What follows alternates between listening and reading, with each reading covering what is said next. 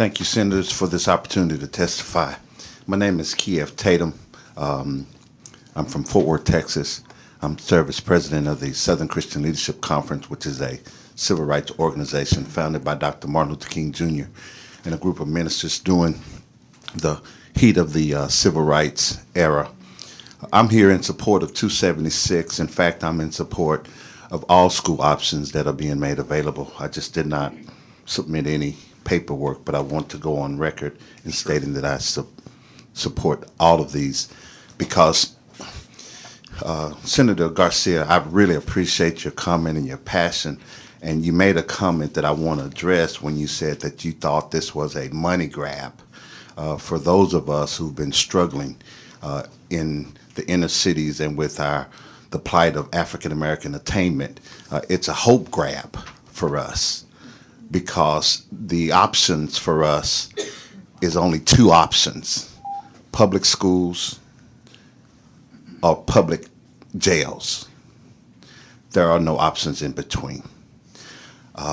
We held the African American Summit of Texas, the Black Education Summit of Texas on Monday. Thank you, Senator Campbell, for being supportive of that, to bring together religious leaders and others who are concerned about the plight of education. And one of the guests we brought down was Dr. Ifeoma Amai, who's a professor at the University of Texas at Arlington, who studies African American education attainment. And what we discovered is Texas has more African Americans in public schools than any other state in the union, almost 640,000. And when we look at the number based on Breaking School Rules report, 83% of black males are being put out of classroom for breaking school rules. The question is, where are they going? Well, the reality is they're going to the streets or to the jailhouses. They're not employable. They don't have skills. They can't read. They can't write. And they can't count money. Now, with that many kids unable to obtain a job, unable to live life like normal people, and for us, the last 20 years, I've been working on this over 20 years, we have not come up with a comprehensive, coherent strategy to address this issue of failure. Thank you. I'm sorry, Reverend Tatum. Members, question? Yes, sir. Thank you, Mr. Chairman. Sir, could you tell me how you feel like school choice is going to help your situation? Well, a perfect example, this Monday, we had a parent, former WNBA player, All-Southwest Conference, Parade All-American from San Marcos, Patricia Lucky, has 4 kids, 2 twin boys. She lives in San Antonio in 78219, but she takes her kids over to a school in 78232, which is a different school district. 219, all failure. 232, there's an opportunity. But this year, less than a week ago, she received a letter from the school saying that her kids were not going to be able to attend next year, possibly not this year, because she lives in 219 zip code. 15 minutes apart, same city, different set of rules. So we see clearly that it creates hope for those who have no options. In my hometown, Fort Worth ISD, which I consider one of the most dysfunctional districts in the nation, all of the black schools on the east side are low-performing schools. All the schools on the west side, unless you got there early, stayed up late overnight, and got an admission into one of those schools, you have no options. This creates options not only for the parents and for the schools.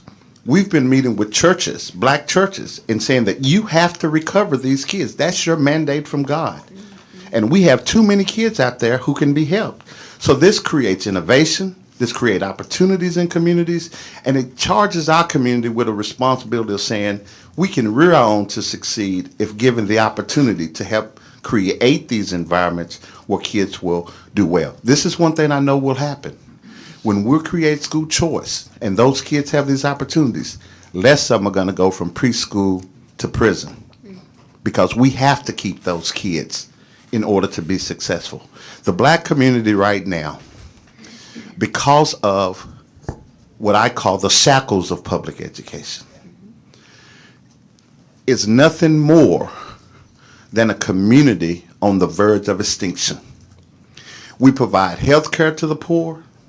We provide transportation, housing, and food. But the one thing we can provide that can raise them up out of poverty is a quality education. And our system of public education has literally failed the black and brown poor community. And I don't take that with any kind of offense. And my Baptist brothers who are here, I feel a little shame for them for saying what they said in terms of other religions, because that's not what God taught us to say about others. But the reality that they do have private schools at their churches is an indication that they believe that there are some who need options. But if you're poor, if you're black, if your mom is a single mom just trying to do better by her babies, and you don't have the money, you're trapped for 12 years. Imagine this. Senator Taylor, I think stay on that point that you're talking about. Stay there. Don't move, because it does improve when we get out. But the challenge is, think about it. 12 years, $120,000, and you still can't read, write, or count money. Think about it. You're spending $120,000. The lady said roughly about 9.5. It's almost 10 when you're taking special ed dollars. $120,000 for 12 years of failure. And we have more blacks in Texas than any other state. So goes Texas, so goes Louisiana, so goes the rest of the nation. It's not about whether we should or should not.